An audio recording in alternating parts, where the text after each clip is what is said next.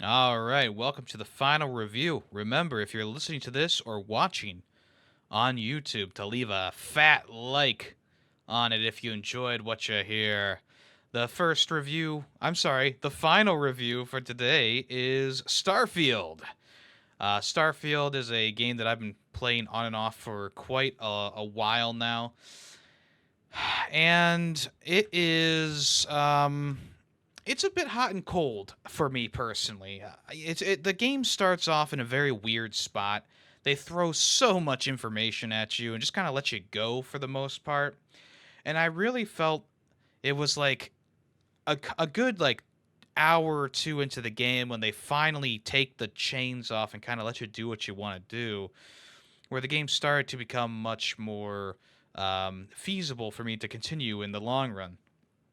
That's not saying that the rest of the game was a beautiful affair that I loved 100%, but I will say by the end of my time playing Starfield, I found myself finding enjoyment in the game. The level design and how the levels worked became so much more interesting. And then finally, the conclusion was pretty cool, which I'll get to at the end of the podcast. So, the starting planet for this game is really not worth exploring. I this game starts you in like a mining colony, and you're mining in the mines, and you find an artifact that gives you a vision. And this group called Constellation makes contact with you, and the guy's like, "Well, I'll just take your spot here. You can take my ship and robot and go." So after defending the outpost for a minute, you take the ship and you go, and then the game teaches you how all the different nuances of flight control and different weapon systems. And then you fast travel to the Constellation base, and that's kind of where your adventure starts per se. But before you can actually start doing what you want to do, in my opinion, I mean, you can just go to whatever planet you want to go to, but in my opinion, it's better to just kind of go the straight path until you get back to Constellation a second time, because Constellation takes you to the moon and Mars and I think another planet in the solar system. And then you go back to Constellation with another artifact, and that's where they kind of let you go. You have a few missions to choose from, a few companions to take with you, and you got to go from there, doing whatever you want to do. And that's where I started to really start to enjoy my time with the game, where I could just kind of go around and do what I wanted to do. I joined the Rangers, and I was doing missions for them, and the main quest line for the Rangers is really cool. And then I joined the UC Army, and I was doing a covert mission for the UC Army, and that was pretty cool. And eventually, I got back on track collecting artifacts, and a lot of the artifact collecting is just like, go into a cave, unearth the artifact, leave.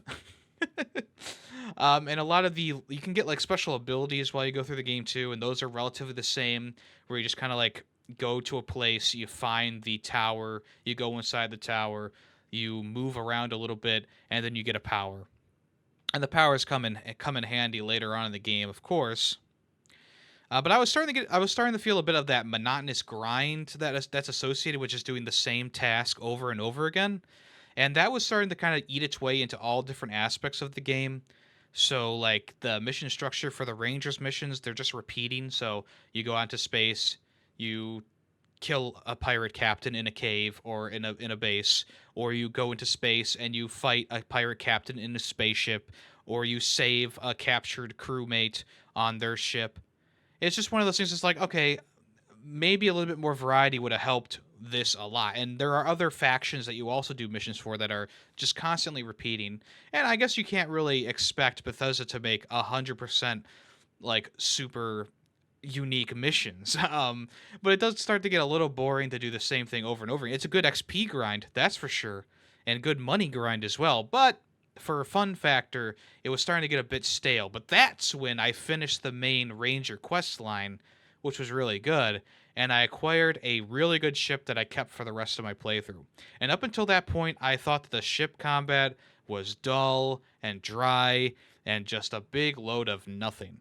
But once I got this new ship, and then I discovered that you can upgrade said ship, I went hog wild. And I knew that you could build your own ships and stuff in the from the trailers and developer updates, but I didn't really jump into it in Starfield because I figured that they were gonna allow me to buy ships that were good enough that I could pilot around and do what I need to do with.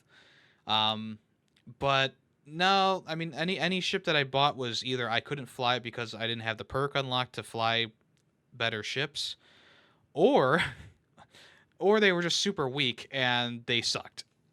And I amassed quite a collection of just kind of sucky ships for a while. And I would buy them and being like, "Oh, this seems better," and I would use it, and I would be like, "No, this isn't better than the first ship you got."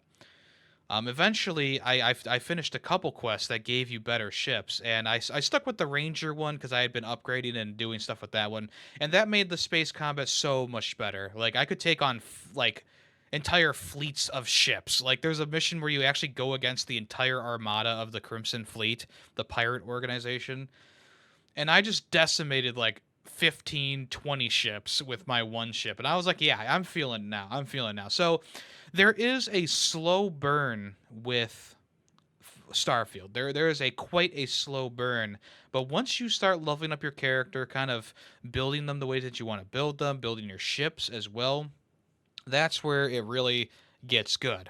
Unfortunately, that's kind of the opposite. Well, not really opposite, but kind of the inverse of Skyrim or Fallout, where the game immediately grabs you and it immediately kind of starts giving you tasks that are interesting. I harken back to Skyrim and its opening with the you're in the cart and then you're about to get your head chopped off and the dragon comes and these two factions you can choose to help one of the two factions and then you go to a little town and there's the Golden Claw quest that I think most people do immediately as they enter the town, and it's just one of those things that's like that really gets you into the game. You really love the game from the beginning. Same thing can be said for Fallout 3, maybe Fallout 4, definitely New Vegas. So this one didn't really. I mean, it's definitely a Bethesda game through and through, but it didn't really have that hook that I needed at the very beginning. But luckily, about 2 or so hours in, I started to find the game much more enjoyable, and I was doing things that were actually interesting. Later on, with the Constellations quests, there's some really interesting level design that I really enjoyed. One of them was like this multiverse multi-dimensional level where you were switching back and forth between two dimensions. It was kind of like the Titanfall 2 quest where you're going back and forth in time. It was really good. I really enjoyed that. Some quests were much grander than I was expecting. You start off and you get a bounty put on your head, and the UC fleet picks you up, and they're like, "Hey, we need you to do this mission," and that's where you like start doing the Crimson Fleet stuff, and you start infiltrating them. And of course, you can choose to either help the pirates or destroy the pirates.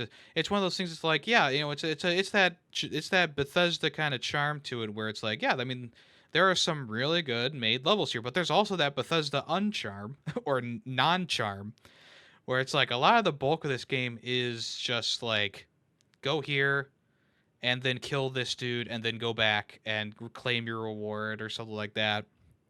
A big problem that this game does have is scale, and I'm not saying that the game is too big. I'm saying that the game doesn't really show its scale well enough. Every single thing you do in the game is just fast travel or warping or something like that. If you want to go to a different system, you tab out and you press L or whatever button it is on consoles to pull up your missions, and then you can just chart a course from your mission log, and that'll take you to the exact planet, to the exact landing spot. You go there, you orbit, you land in the exact spot you need to, and then that's it. There's really no free flowing space exploration. Even on planets, you are stuck to a confined area that's relatively large. I don't think most people are going to find the boundary for the area, but that being said, this is definitely not No Man's Sky, which some people would say, "Oh, that's good. I don't want this to be No Man's Sky." But if you think about it, No Man's Sky now is a very revolutionary and very well crafted game. Obviously, when it came out, it was pretty bad. It was poorly received, but it still had that idea of you can go to any planet in the solar system. You can land on them yourself. You can land anywhere you want. You can fly anywhere you want on the surface of the planet. You can go anywhere on the planet. It's all fully rendered in, and of course it's like procedurally generated. But so is Starfield's planets for the most part. I mean, there's some planets that are kind of like handcrafted by the developers, but that's the thing. Maybe this game does suffer a little bit from just being so big. I think that maybe if they had a couple of solar systems that had really detailed planets and stuff that you want to explore, you could actually fly to them on top of fast traveling if you want to and fly around the planet. I think that would have been great. But instead, they opted for we got to make a huge world and huge universe and blah, blah, blah, blah, blah. And it's like, okay, maybe we should have trimmed that down a little bit, trimmed the fat a little bit, and made a more cohesive and coherent story and exploration for all the world. And of course, no matter what you do, people aren't going to be super jazzed about either. Being held to a couple of solar systems or having the fast travel everywhere and just having a giant world or a universe to explore. On top of that, the perk system, it's Bethesda, so you unlock perks for sneaking around, weapons, jetpacks, space combat, hacking, charisma, stuff like that. It's all you pretty much understand all of it. You can have one person following you through the entire game, or no one if you want to, and there are perks related to those two things as well. I had Sam Cole follow me around for quite some time, and then I had the first guy you meet follow me around for most of my game. And then in the end, I kind of went in solo after a certain point in the story. So yeah, it's I think that in general it's a good game. I enjoyed my final half of the playthrough. The first half of the playthrough, I was very negative and I was very much like hot and cold with the game. But as I went through it and I got to the point where the mission started to get more interesting and more stuff was happening. That's where I really got excited to finish the game, and I ended up playing for like 6 or so hours straight the day that I did finish it because I was so invested in what was going on. So, if that tells you something, there, then whatever. But if it doesn't, oh well. The other thing that I want to mention is there's been like this kind of, I don't know, pop going around this game that there's so many random events in it and blah blah blah blah blah. And one of the videos was this guy who found a ship and he boarded the ship and he rescued a random person who was captured on it. And he thought that it was so cool that a random event like this could just be waiting for you in the universe. And I had to hold back. I'm not a big fan of posting on YouTube and commenting on YouTube anymore and places like that because I'm not in it for like the argument that's going to ensue from someone who doesn't know what they're talking about. Not saying that the person who made the video doesn't know what they're talking about. Still, I wanted to mention that the mission that he found that was quote unquote random was actually a mission that is given to you from the Rangers. Everything in this game is a mission somewhere. So even if you run out on, even if you find a random planet, you land there, you go to a facility, and you run into a beast that's stalking you, and it's kind of like a horror game all of a sudden, and you go through this whole like, kind of quote unquote random storyline where you're trying to hunt down the beast inside the facility. Yeah, that's a part of a quest somewhere in the world. Same thing with most things that you're gonna any settlement you go to, any mine you go to, any blah blah blah you go to. Usually, if there's something in there, there's a quest link to it, which is kind of disappointing in some ways, but also not because it's like okay, some people would never go to a backwater planet like this and go to this specific cave to find this weapon or this pirate chief or whatever. So yeah, the stigma that the game has so many random events is kind of false because there are missions associated that will take you directly to that very system, that very planet, that very moon. It's one of those things that hate to burst the bubble, but that it is what it is. On top of all that, I think the graphics are fine. Well, good even. I would say good. Facial animations are pretty good. There are some times where you do feel like you're talking to a robot, where when someone's talking to you, they have to like look at you. Even if they're not talking to you, they'll like look at you. It's very strange. Um, so like if they're having a conversation with someone else and you butt in, all of a sudden, even if they're talking to the other person, they will look at you while they talk, even if they're not talking to you. It's kind of weird. But other than that, I thought that the graphics were good. The music's great as well. Really enjoyed the music. I love all the detail that they put into the game. Things that you never would want to inspect in your life. You can expect anything from sandwiches to desktops and stuff like that. They did a great job of designing the world and making it full of detail. There's a couple different weapons you can use in the game. Obviously, there's probably more than I use myself, but once I got the Lawmaker and its upgraded variant, I pretty much just used that on top of a pistol that was really good. There's plenty of places to visit and characters to meet, of course. And I do love how the New Game Plus starts in this game. It pretty much just takes up after the ending of the game, which I thought was fantastic. The true negative points that I have for this game are the opening, first and foremost. For a Bethesda game, it doesn't really pull you in, and then it also just gives you way too much information right from the get go. There's a lot of copy and pasted assets on most planets, like the same base or the same cave, the same layout, the same enemies. It's weird because they kind of touted how each planet had its own ecosystem and stuff like that, but yet I see the same alien creatures halfway across the galaxy. Kind of weird.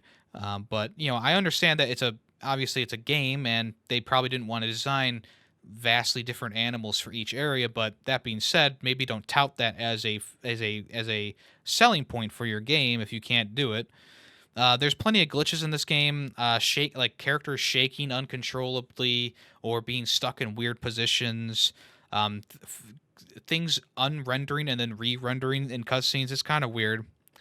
And then, of course, I think the final point is like if you're not willing to level up your character and work on your ship, then you're gonna have a worse experience. And of course, it just takes time to do all that. None of that, that isn't detrimental because it is a part of the gameplay, but it's still something that could be a barrier for entry for someone who's playing the game for a couple hours and they go, I feel like I'm underpowered, I feel like nothing's happening, and that could be detrimental to their experience. But all in all, I did enjoy my time with Starfield. It's a Bethesda game, so if you don't like Bethesda games, it's going to be one to stay away from. But you know kind of what to expect when I say it's a Bethesda game. You kind of know what to expect. Plenty of characters, plenty of quest lines, repeating quest lines, special powers, a cool story, some good mission design in there, et cetera, glitches.